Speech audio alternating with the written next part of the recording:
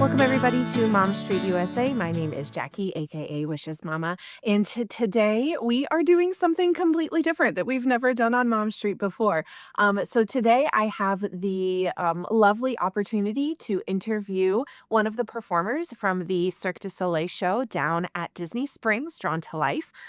So we are going to jump right into that interview. It was recorded separately from this video right now, but I wanted to give an intro and let you all know what you're going to be hearing. So I'm excited for you to hear everything that we have from our good friend Caroline over at Cirque du Soleil. So I do want to start off by just having you introduce yourself to our listeners, and give just, a little bit about yourself and how you kind of came into this world of puppeteering with Cirque du Soleil. Yay. Yeah. So in short, I'm Caroline Bernier-Dionne. I'm originally from Canada and Quebec, the French part. And I grow in a little town called Matane. But I study close of Montreal. Montreal is the main city where all the art happen, let's say. But you have stuff all around. But yeah, I studied theater there. And at some point, I specialize into puppetry. Okay. I'm a figure skater first. I always say that's my primary art form that I've done in front of an audience. And after that, I build my artistic career. I've done a proper theater professional school. And after that, I got spelled by puppets, giant puppet especially. So I start my journey working for giant puppet company or smaller size. And I tour all around Quebec. And at some point, Cirque du Soleil asked for a puppeteer who know how to skate, who know how to act. So I was really niche. So I got the job and I start in 2019 on Axel, the second ice show that Cirque produce and create. So we tour all around North America. And with the pandemic episode, we got show business stuff. Right. Got stopped, so this project also stopped. So after that we jump online and everything. But when the show business started back rolling, I got this opportunity to come here in Orlando to work on Drawn to Life, who were searching for a puppeteer for giant puppets and someone who is really agile to dance on stage and carry on also towards the duty of train other puppeteers. So Okay. I got the opportunity. So that's why I'm here in Florida. Very cool. Yeah, you talk about being niche. I can imagine that someone who can skate, do giant puppets, and also, dance a little, maybe that's probably a Yeah. very limited number of performers in the entire world that can do all of that. Yeah, that's the niche. Yeah. The acting, puppetry, all of that makes me unique or makes everyone unique. If you are niche, you must capitalize on your strength and just focus on that. Yeah, absolutely. That makes sense. So you talked about skating. How did you get started with your ice skating? It's from childhood, like when you learned, and in Canada, I take I I take it as granted as part of the culture, but it's not everyone who know how to skate in Canada. Yeah. But yeah, I took it and I've done some competition and going like some theater on ice, some show every year. We have show that we present to families and everyone. So yeah, that starts. So I've done kind of 11 years of competition, like high level. And at some point, I went for theater more, especially like acting. So yeah, Right. that's built on the career. Very cool. And now on your social medias, did I also see that you do some stilt work too? Yeah, yeah. I actually trained, in 2015, something like that. I had a friend who was a really great stilt walker. She trained me. I asked, like, I want to learn that. And as figure skating is really about like keeping equilibrium, keep your posture, it was really a fast step for me. So I made my own work, but I learned quickly and I was really confident as the balance was part of my earlier training. Yeah, that totally makes sense. And I didn't think about it before you said that your ice skating would definitely lead to the ability to balance and work on stilts. Now, have you done stilt work in any of the Cirque du Soleil shows that you've done?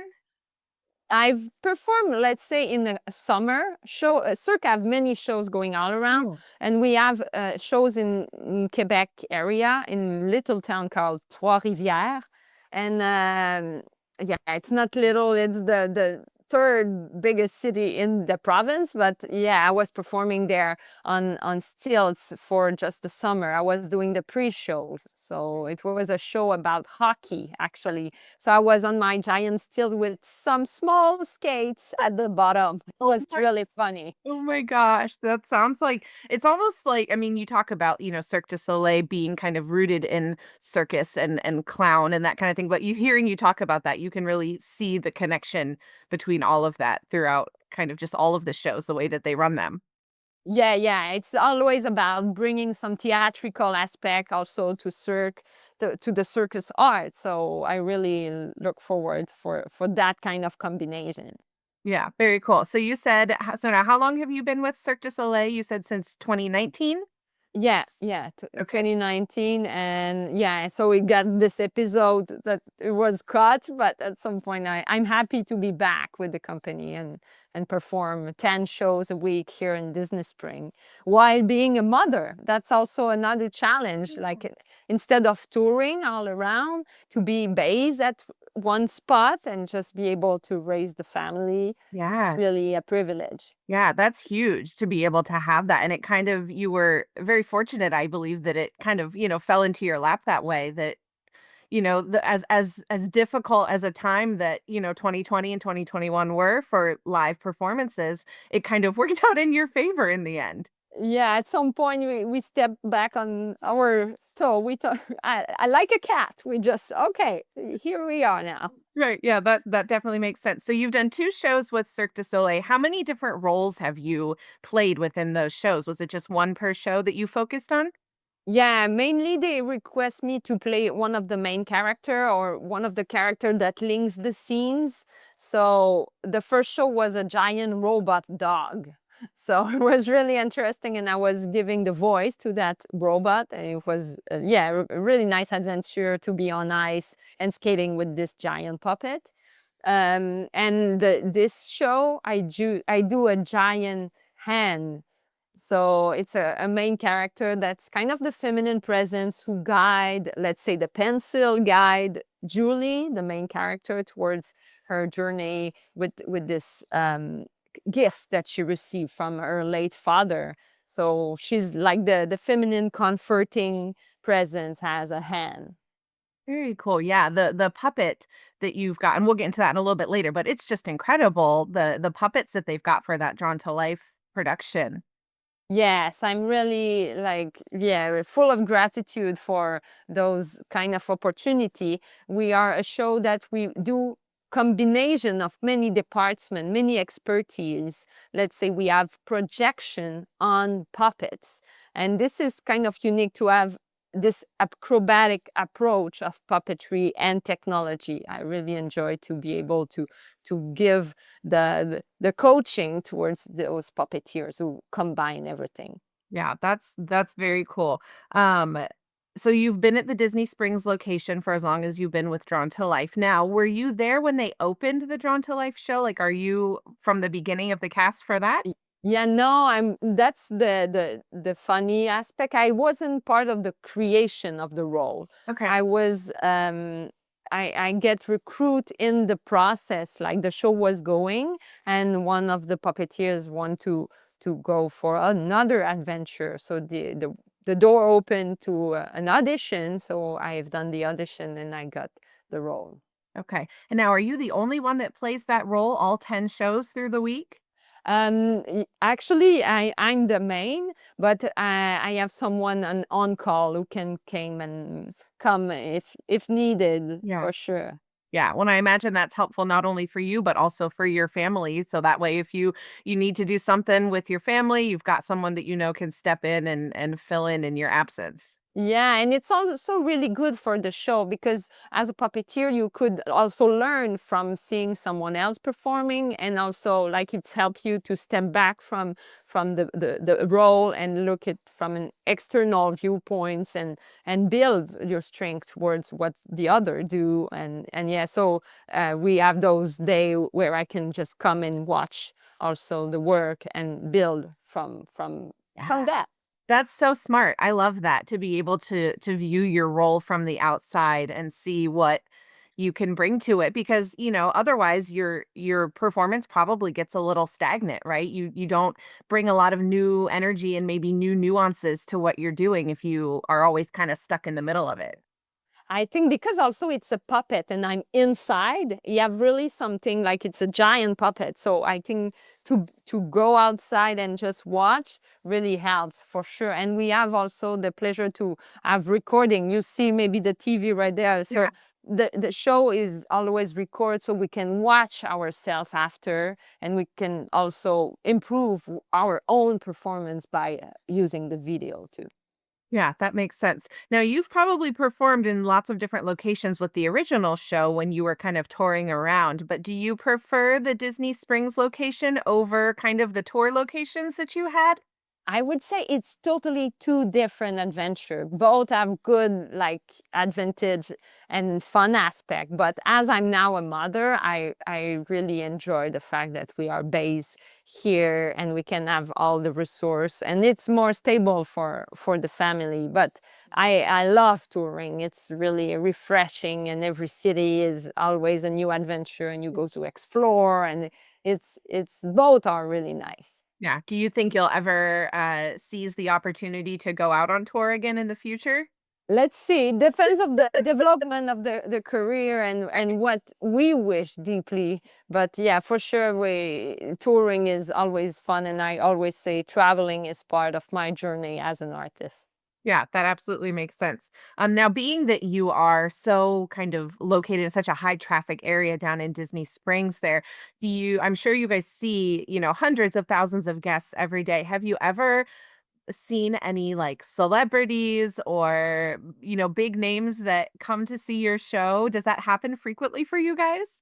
It's funny. It happened like pretty recently. We had Josh Gab, Yeah. who do the voice of Olaf, who came, and when I arrived, we had DJ Caleb also who came to see the show. I think the PR department worked towards creating again those opportunity to have celebrities coming and have a chat after.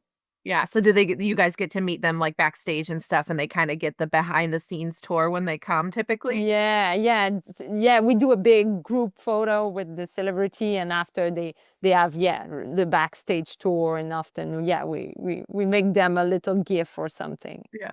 That would be so fun, I think. It's one thing to be, performing, because in the eyes of a lot of the audience members, you guys are the celebrities of the show when they come to see it, but then for you guys to turn around and see a celebrity also coming to your show, it's a little bit of kind of like a role shift there, I think. Yeah, totally. And it's funny how we both impress each other, just like, oh, and oh, and Yeah. yeah. But Cirque is really a group effort. It's really, but I know Celeb also have their team, and it brings some perspective for sure. Yeah, that makes sense. So tell us a little bit about this show at Disney Springs that we've kind of been tiptoeing around here. What is Drawn to Life? Kind of give us the rundown of the show.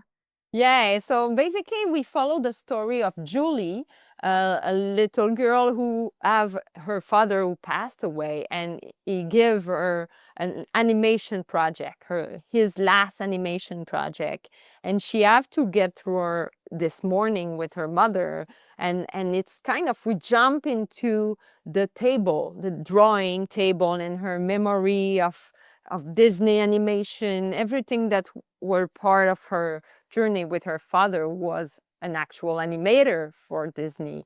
So we have those representation of the Disney atmosphere, and we have some character that you could see, but not like kind of in a 3D dimension. You will see them on 2 dimension kind of paper. So we really honor animator works. and how they create from nothing. They bring to life, and that's drawn to life. They bring to life those drawings. So that's what we will see, and we will give to those drawings some extended life with circus art. That's very cool. So this is the only, as far as I'm aware, the only Cirque du Soleil show that has that Disney intellectual property included in that. So are there certain things that you guys have been kind of told or prepped about, having that in your show that makes it a little bit different than the other Cirque du Soleil shows? I think it's really a genius idea to make those two brands get together, Yeah. because it's have definitely something in terms of storytelling, and it's like vibrating for the audience in a different way. I'm in charge of a scene where we have like Olaf going on an appearance, going like we have those like Baymax, and it's so funny because the audience sees it in another perspective. They just like, whoa, so they see kind of the movie, but at the same time you just have this image that's moving on a two-dimension puppet. So Yeah. for me it's really interesting, because I always observe, as we are in the middle of all of those parks, people come to Disney to re-experience those movies, Yeah. but as it's a show, and we are a circus, really impressive high-level show, so you have many acrobatic, and you just like have heartbreaking moment, breath like stuff, Yeah. stuff at many moments. But you have also this impression of storytelling that follows is you as animation. So we use a lot of the projection to give also that aspect of animation. And with technology, I think we can definitely do a great job of having this two-dimension art going in three-dimension with circus stuff. So yeah, it's really impressive to see how it's like all imbricked together. Yeah. Yeah. So now in the show, what are all of the different kind of areas of performers that you have? Obviously, we've talked about the puppeteers, but there are more than just puppeteers in the show. So what other types of performers are in the show? Yeah, so for sure we have the clown, because it's part of circus. So clown, we have numbers of a wheel of death. I don't know if you know those wheels. Yeah. So we Yeah. have those really impressive wheel. We have Cerso number, teeter board, like a kind of yeah, jumping discipline, really interesting. We have magics, some magic tricks also involved in the show, juggling. Yeah, to name some of them, like Right. it's really rhythmic gymnastic, also really intense. Yeah, good, great number. Yeah. And about how long does the show run for your performance time? It's 90 minutes, so 1 hour and a half. Okay. And we have a pre-show before. So when the audience arrive, we have something going on already when they yeah. So and we have um, some guests who can come on stage. Also, we have like interactive scenes at the beginning. So it's really funny because we connect with the crowd, and that's really key to make a good show. Yeah, absolutely. I agree. I think one of my shows that I like on Disney property is the Festival of the Lion King over at Animal Kingdom. And they do a lot of that interactive stuff where they bring, the kids or the audience members down to participate. And I think that it's another level, right, of that kind of Yes. performance. Yeah, it makes it so more personal and for the moment, like in the present. Yes. So now your character, as we talked about, is a massive hand puppet that you kind of are inside, and we basically only see your legs, right, throughout the show. And now what is the name of your hand character? It's a French name, is Miami.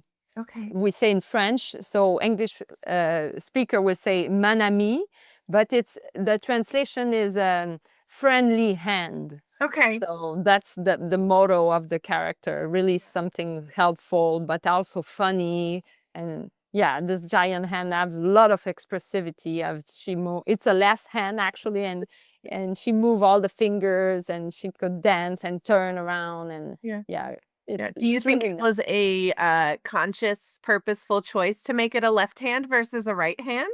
Yes, I think it was definitely decide for I think the artistic knowingness that left hand, like maybe it's something promote, but it's unique. Left-hander are really like, I all left-hander that I know are really special for me. So I think that's a good choice. Yeah, it made me think like left brain, right brain, right? Yeah. So that totally makes sense, the correlation between that.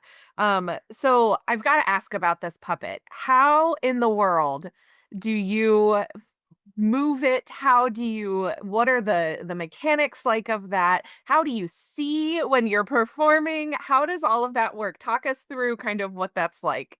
It's really funny because first time you put that on, you have to just like, okay, what's happening? Like what? So you have to take the mirror and Huge. It's, like, yeah. super big and wide too, like, it's not like it's just, a form-fitting costume. You probably can't fit through doorways when you wear that. Yeah. That's funny. When you see me backstage walking around, it's just like, what? Okay, she's walking, but it's definitely big, and it's definitely an adaptation process. You have many strings, so first you are in front of a mirror and you try to, okay, I can do peace, I can do like I love you, like what's the finger motion, what is the expression, how this thumb is moving. So it's really a lot of arms and shoulder, and like taking attitude by moving some detail on the angle, like a hand. If you present it like that or in an angle, it's definitely communicating two different message. So it's really a balance of dance and also understanding what what the motion evoke in an outside perspective, like moving fast or slow. I have two different meaning, so you can definitely take like strong decision on how you move. So that's all about choices, I say. Puppetry is choice, and you make a choice and every second, okay, I will move like that. Or you have your choreography, but you have to also create on the moment with your partners on stage. Yeah, so you talked about kind of working in a mirror. How long did you kind of need that time in front of the mirror before you had really kind of solidly figured out what all of your controls do inside? It's funny because part of the puppetry training is not in front of a mirror. I always say it's just for the beginning, just to find like the beginning turns and whistle, let's say. Yeah. But you will work with the video and after, because video have like another, let's say, approach to give you the right thing about what you do. So I spend maybe like an hour in front of the mirror before like getting, okay, I need to know what's moving outside, but by a knowingness point, like just not refer to video and just know, like moving your own body. If I put my arm like that, it's like a dancer. So at some point, it's like you have an extended body that you need to know. So like a baby, you learn how to walk, Yeah. or on stilts, you have to relearn how to walk. I had to learn how this could move and express some emotion for the audience. Yeah, that's incredible that it only took you an hour to kind of get get the lay of the land before you were able to just kinda go out and give it a try. Yeah, but the hour is just to get the muscles Right, going. After, you have to learn all the choreography, like right. where I'm on stage, like, and get also used to the lights, because lights is on stage. Every actors have to deal with it, but when you have a giant piece, you have to be aware of what the light create on this piece, like, or if I'm close of it, or like it's really a lot of technicality.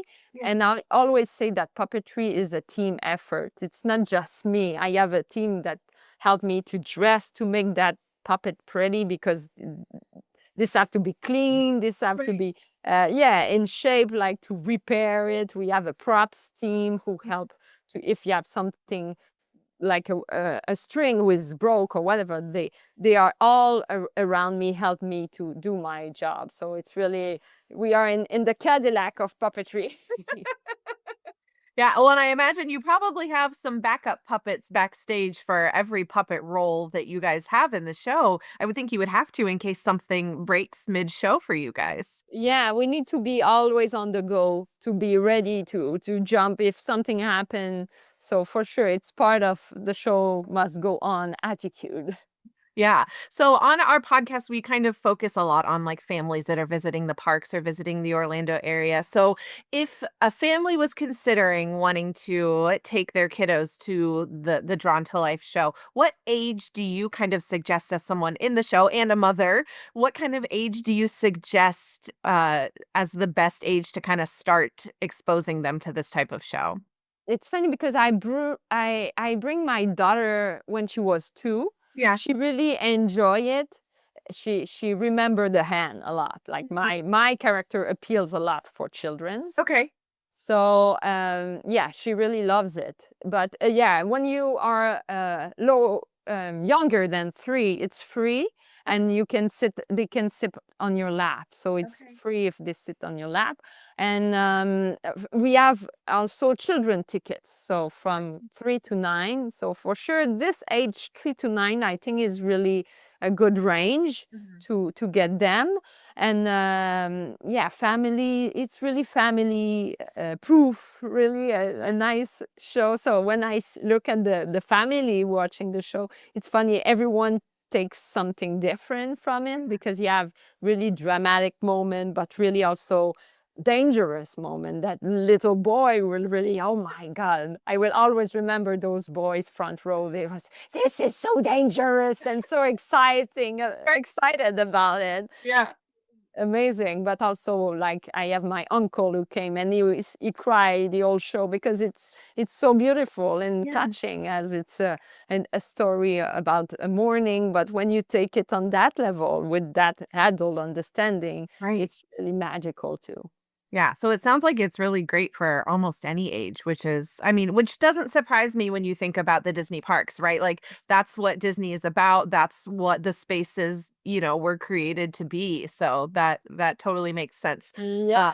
Now, do you feel like the theater itself is very family friendly? Because I know a lot of people, when you take little kids to shows like this, you wonder about like, can I get out if I need to, if they need a break or, like I don't want to disrupt the people around me. So do you feel like the theater is set up in a really like conducive way for those types of situations? Yeah, for sure. It's funny, my husband experienced, because my daughter is a talker. She's talking all the time, and sometimes it depends where you sit. Sometimes you can be sitting with people that are really quiet, and they shh Right. you. But he was able to just step away and come back later. And the usher, also the team here, are really good. They are used to do that. Like, Right. we do that 10 shows a week, so they know how the whistle. Okay, bring it, like and they are always like Disney, always smiling to children. We it's that's the all wa- all the Walt Disney motto is about, like,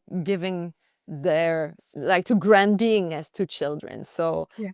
that's what we want to also do here. Yeah, that's great to hear, and I think that's reassuring because I feel like a lot of families see the Cirque du Soleil name as, an option that's available when they go, and it's like, "Oh, are my kids gonna sit? Are they old enough for it?" So, it's good to hear that, and it's good to get that information directly from someone that is a part of the production, because I feel like there's not a ton of publicity that gets put out from you guys directly. Yeah, but I always say, we cannot just say it's a children's show. It's Right. really, it's a Cirque du Soleil show. So you will see something really special, because Cirque have a brand really unique, and really, like, um yeah, you will get like some chill and beautiful moment. But for sure, I think children could really enjoy that. And from the fact that it's really impressive, and the music, it's so appealing, that they are sometimes like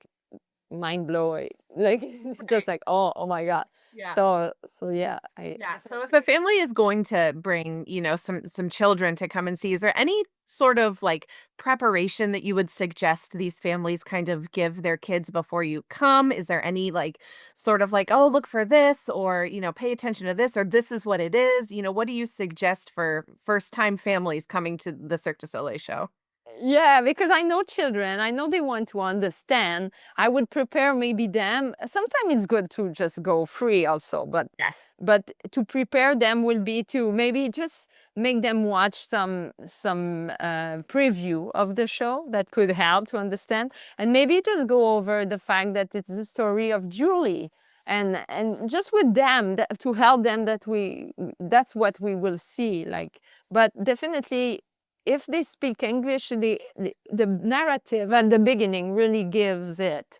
So to understand this, that's the story. And I always see, like we see families sometime after the show, like discussing about it, like, is he dead? Is it like, or what's happening? Is it what they try to understand? So for sure, you can also brief them on puppetry that or magic tricks, so they could just be know that some are the magic tricks, and Yeah. they will try to understand them, but they maybe won't talk about it, like, mommy, what's that, what's going on? Right. Like, Yeah. so Well, that's so funny you say that because we often promote on our podcast that if you're going to take kids to the parks, watching, point of view ride videos can be really helpful if you're going to the theme parks. So it sounds like this is kind of right in the realm of like watching a few preview videos, kind of talking about the story to prep them just a little because you don't want to spoil it. You don't want to no. explain to them. You want them to also experience the magic that is that show too at the same time.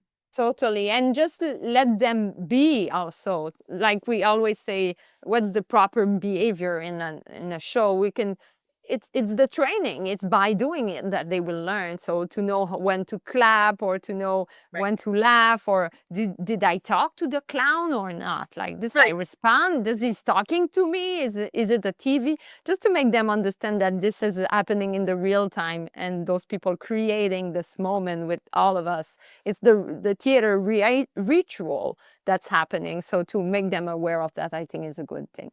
Yeah, that's very smart to think about it that way. Well, as we kind of wrap up our time here, I do just want to ask because I did see on some of your social media accounts that it looks like you also visit the Disney theme parks fairly frequently, probably being down in Orlando with a young child. So what do you like to do when you go into the theme parks? What part is your favorite? Where do you kind of gravitate on Disney property? I really enjoy.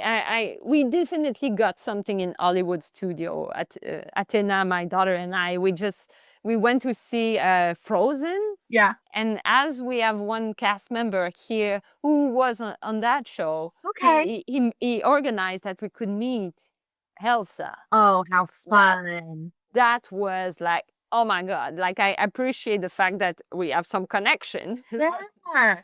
But That's amazing.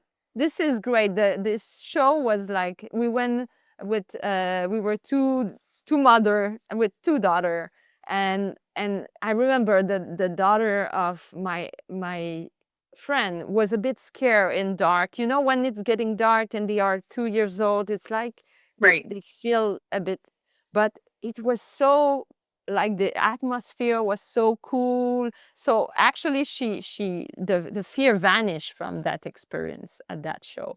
That was really, really fun. And we also went to see the Beauty and the Beast at Yeah. Hollywood Studio, and for sure to see the big giant vessel is of Star Wars is always Yeah. really interesting. But we have done everything, like before she just turned 3.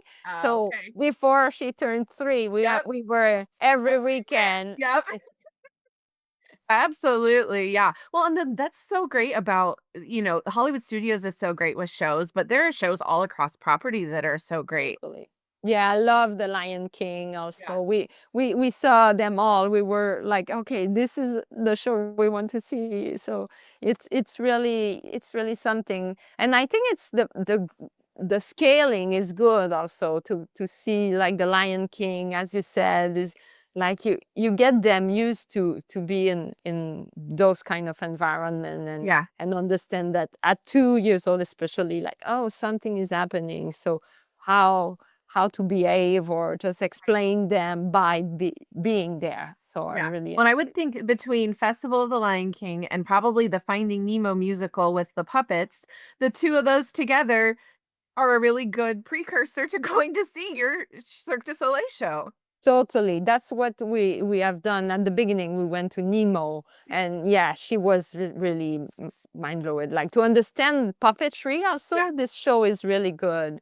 To yeah. go, okay, this is okay. We see the puppeteers. Oh, she gave her voice to the fish, and it's really, I really enjoy that moment. Yeah, that's so cool, and how special to have your kiddo there with you, kind of in that world with you, experiencing it all with you. You know, it's been your passion for so long, and now to get to share that with someone else is so fun, I'm sure. Yeah, and even if they haven't seen all the movie, they enjoy it. So Yeah, sometimes it's just like, oh, that's true. We haven't seen that. Or first time we arrived to Epcot and it was the show of Encanto going yeah, on outside. yeah. We haven't seen that, and but we hear the song Bruno. So first thing at home, we just start, and now we are Encanto fan like all the time. We have the mic and we sing. We don't talk about Bruno, no, no. Hey, you know, it's got great music, you can't really go wrong with that movie. Yeah. Perfect. Well, as we kind of wrap up our time here, tell everybody that is listening where they can find you because I know you've got some social media pages that are going that you kind of highlight some of your fellow performers and some of the behind the scenes stuff for your Cirque du Soleil. So where can people find you online? So for sure to write my name is Caroline Bernier-Dionne. So if you Google that, you will find everything. But for sure, I have a podcast I have done in the past promoting puppetry art. So I've put the follow spot on many puppeteers all around the world. But yeah, also we have the social media. I have Caroline Cirque. So this is an Instagram profile that I dedicate for that show and my coworker and what we do. So it's really a sneak peek into what's happening in Cirque life and what's happening right now. Yeah. So yeah, all the social media and YouTube. So feel free to just say hi. I'm really into that kind of interactive, engage communication. I really like to chat with people, and even after show, I go to meet and greet people. So feel free to reach. That's great. Yeah, and we'll be sure to link all that in the description of our episode here. But thank you so much for giving your time today. I really appreciate you taking time out of your crazy busy schedule. I know you came here right after rehearsal, but thank you so much for joining us and taking the time to chat with us today. Yeah, it's my pleasure. I think for mother to give the knowledge and yeah, for Disney art and Cirque du Soleil, we need to share that for Yeah, sure. So thank you to you to put the spotlight on that. absolutely. Well, have a wonderful rest of your day, and I hopefully will hear from you again soon. Yes, thank you. Thank you. Bye. Thank you all so much for joining for this episode of Mom Street USA. As always, if you've got questions or suggestions for topics for our next podcast, you can email us momstreetusa@gmail.com. You can also find us on our social media channels. We are on TikTok, YouTube, and Instagram, all at Mom Street USA. And of course, our good friend Kirk at Walrus Carp, his Discord server. We have our own separate channel on there that you can reach out to us there as well. But until the next time, I hope you all have a wonderful week and we will catch you on the next episode of Mom Street USA. Bye, everyone.